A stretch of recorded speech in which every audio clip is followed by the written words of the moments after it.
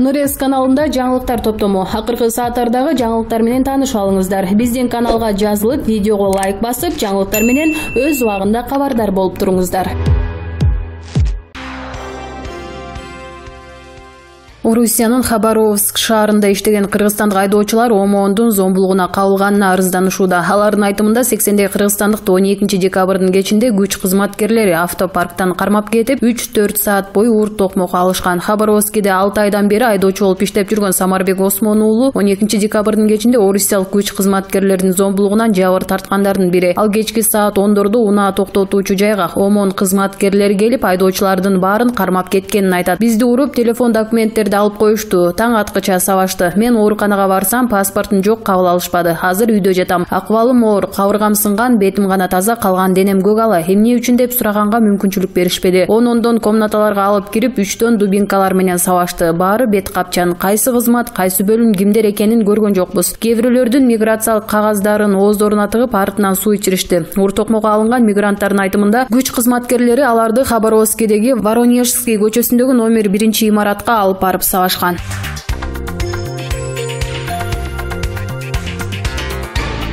Эски үлгүдөгү айдоочулук күбөлүк менен жүргөндөр жаңысын алмаштырбай койсо болот. Бул туурасында мамлекеттик каттоо кызматынан билдиришти. Жаңы күбөлүктөр 9 декабрдан тарта бериле баштаган. Ал айдоочулар арыз жазгандан 4 күндөн кийин даяр болот. Себеби күбөлүк Бишкектеги Инфоком ишканасында гана жасалып, андан кийин аймактарга жөнөтүлөт. Спутник Кыргызстан маалымат агенттигинде окурмандар кайрылып, эски документти алмаштыруу керекпи деп сурашкан. Эски үлгүдөгү документ анда көрсөтүлгөн убакка чейин жарактуу болуп эсептелинет. Мындайча айтканда, мажбурлап алмаштыруу жок. Ошол эле убакта быйыл 10-июнда берилген күбөлүктөрдүн мөөнөтү 31 декабрда аяктайт. Алар убактылуу деп берилгендиктен алмаштырууга тийиш деп айтылат маалыматта. Жаңы айдоочулук күбөлүктүн дизайны жакшыртылып, жогорку сапаттагы материалдан жасалган. Бланк жалпысынан 20 коргоочу элементке ээ экендиги айтылат.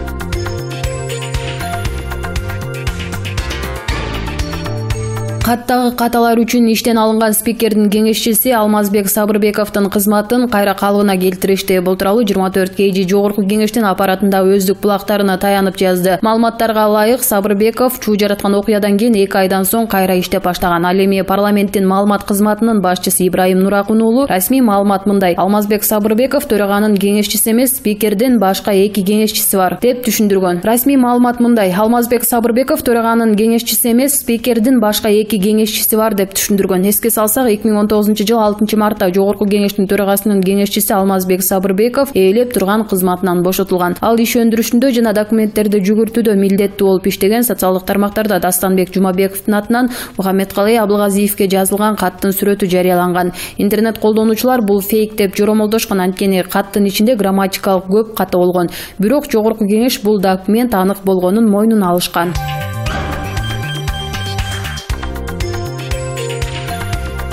Жогорку кеңештин төрагасынын орун басары Аида Касмалиева коомдук транспортто жүргөн сүрөтү социалдык тармактарда жарыяланды. Жарыяланган сүрөт социалдык тармакта кызуу талкууга алынып, айрымдары депутат Канчебек Жолдушбаевдин коомдук транспортто жүргөн айрым кесиптештеримди көрүп уялам деген сөзүн эскерип өтүштү. Кошумчалай кетсек, Аида Касмалиева 2017 жылы жогорку кеңешке депутат болуп дайындалып, 1 жылдан соң төраганын орун басары болгон.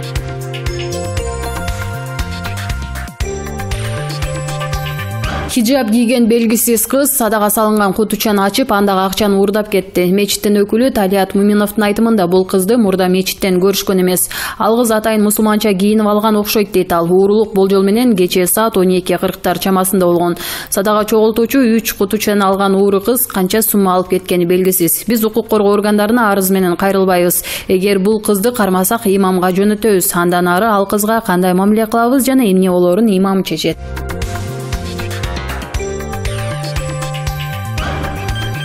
АКШнын Техас штатына караган Даллас шаарында банк кызматкери кетирип алган катачылыкка байланыштуу кызыктуу окуя орун алды. Бул тууралуу дүйнөлүк ЖМКлар жазып чыгышты.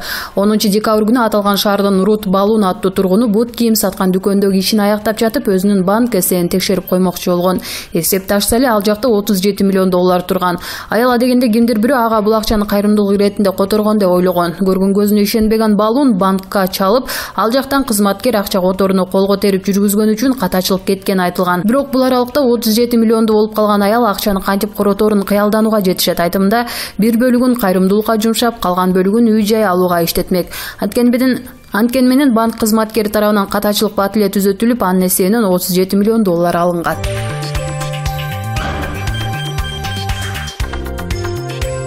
Мурдагы ички иштер министринин орун басары Курсан Асановдун жактоочулары Талайкүл Токтокунова менен Чынара Жакупбекова Кой-Ташта кырдаал боюнча түзүлгөн комиссиянын корутундусу объективдүү эмес жана чындыкка дал келбейт деп билдиришти.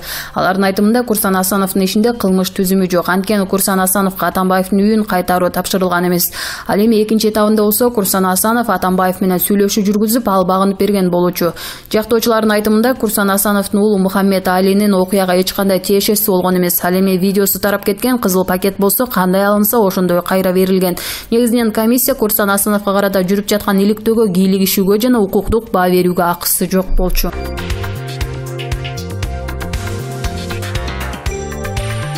Ички иштер министрлигинин башчысынын мурунку орун басары Курсан Асановдун жактоочулары Талайкүл Токтокунова жана Чынара Жакупбекова 24 KG агенттигине билдиришкендей, Кой-Таш окуясын иликтөө боюнча түзүлгөн мамлекеттик комиссиянын корутундусу Курсан Асановго карата объективдүү жүргүзүлгөн эмес. Юристтердин билдирүүсүндө Курсан Асановдун аракетинде кылмыштын курамы жок. Анткени ага башында эле Алмазбек Атамбаевдин үйүнүн сырткы периметрин коргоо тапшырмасы берилген. Курсан Асанов мурунку президенттин багынып берүүсү үчүн сүйлөшүүлөрдү да жүргүзгөн. Жактоочулар пакет тууралуу кеп кылышты. Пакет кандай алынса ошондой кайра өткөрүлүп берилген. Мунун баары видеодо бар. Курсан Асановдун уулу Мухаммед Али тууралуу да айта турган болсок, мамлекеттик комиссия анын аракетине юридикалык баа берип, өз укуктарынан сырткары чыгып кетишти. Анын уулунун окуяга эч кандай тиешеси жок дешти алар. Эске салсак, 13 августта премьер-министрдин буйрутмасы менен Ички иштер министрлигинин орун басары Курсан Асанов ээлеген кызматынан бошотулган. Ички иштер министрлигинин ички иликтөө кызматы 7-8 августта окуялардын жүрүшүндө массалык башаламандыктардын алдын алууда, коомдук коопсуздукту сактоодо Алмазбек Атамбаевди кармап алып келүүгө багытталган иш-чаралардын жүрүшүндө ички иштер министринин орун басары Курсан Асановдун ишмердүүлүгү боюнча кызматтык иликтөө жүргүзүлдү. Кызматтык иликтөөнүн жыйынтыгы менен милициянын кызыкчылыгын саткандыгы жана ага карата ишенимдин жок болгондугу аныкталгандыгы үчүн ички иштер министрлигинин орун басарлык кызматынан Курсан Асановду бошотуу тууралуу сунуш берилген. Учурда кызматтык иликтөөнүн жыйынтыгы Кыргыз Республикасынын башкы прокуратурасына юридикалык баа берүү үчүн жиберилди деп айтылат маалыматта.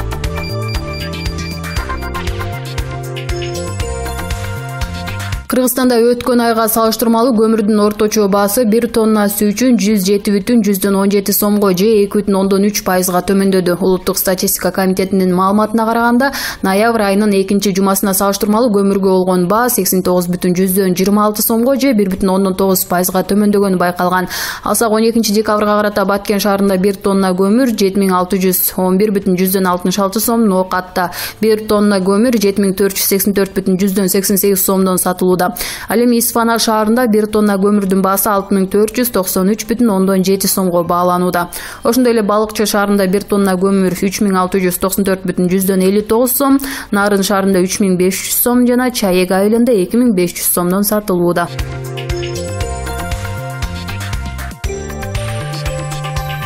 Манас аэропортунун аймагына түшкөн коюу тумандан улам каттамдар кармалып жатканын аба майдандын маалымат кызматынан кабарлашты. Маалыматка караганда, туман коюу болгондуктан 50 метр аралык гана көрүнүүдө.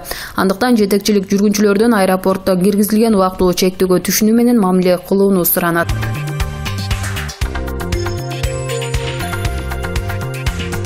Санкт-Петербургда тажикстандык 400 эмгек мигранты мекендешине 10 миллион рубльге алданып калышканын билдиришүүдө. Алардын айтымында 29 жаштагы Махмуд Абдрахманов Петербургдагы агенттер аркылуу 400гө жакын жасалма авиабилет сатып качып кеткен. Ал 5 декабрдан бери дайынсыз болууда. Учурда мигранттар акчаларын агенттерден доолоп жатышат. Алардын айтымында Абдрахманов расмий авиакацияларда 20-21 миң рубльден сатылып жаткан билеттерди 15-16 миңге сунуштаган. Мындан улам акчасын үнөмдөп, андан билет алган мигранттар көп болгон. Укук коргоо жана сот органдары Абдрахмановдун жасалма авиабилеттерди сатууга тиешеси бар экенин ырасташа элек. Абдрахмановдун алдамчылык аракеттеринен улам 700 миң рубль чыгымга учураганын айткан агенттердин бири аны менен быйыл августта таанышканын билдирди. Алгач мен андан арзан билет сатып алып Тажикстанга барып келгем. Андан кийин туугандарыма да билет алып бергем. Акырындык менен ал менин ишенимиме кирип, агент катары билеттерин сатып берүүнү сунуштаган, деди ал. Абдуллаевден тышкары дагы 7 агент алдамчылыктын курмандыгы болгонун билдиришүүдө. Алардын бири 2 миллион рубльга жакын чыгым алданганга учраганын айтты. Ал ортодо алданган жарандар Санкт-Петербург полициясына жана Тажикстандын бул шаардагы башкы консулдугуна кайрылышкан. Санкт-Петербургдагы тажик консулдугунун кызматкери Фарух Косимов учурда бул маселе көзөмөлдөө экенин жана мекеме жергиликтүү укук коргоо органдары менен иштешип жатканын билдирди.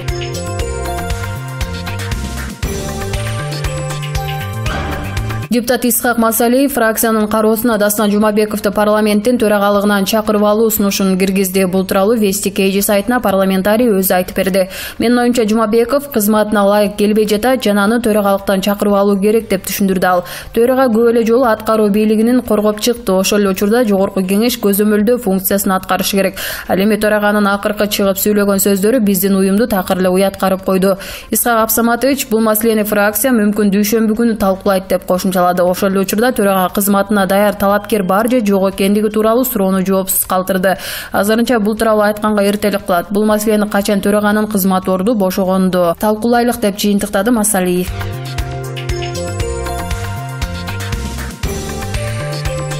Жогорку кеңештин көпчүлүк коалициясы сотторду тандоо кеңешинин мүчөлүгүнө 2 ваканттык орун үчүн сынак жарыялайт. Бул туурасында парламенттин маалымат кызматы билдирди.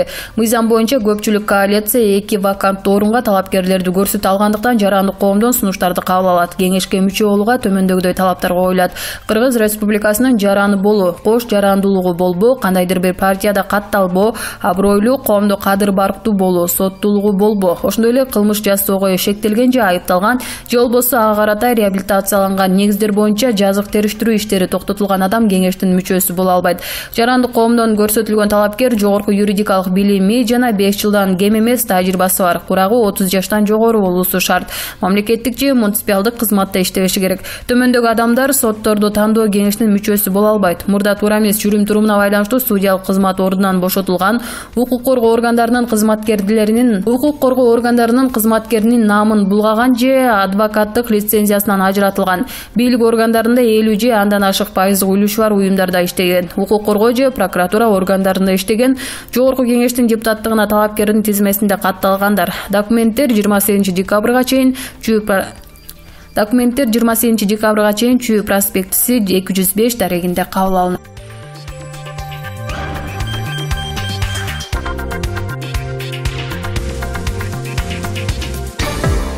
Нурес каналында жаңылыктар топтому. Акыркы сааттардагы жаңылыктар менен таныша алыңыздар. Биздин каналга жазылып, видеого лайк басып, жаңылыктар менен өз убагында кабардар болуп туруңуздар.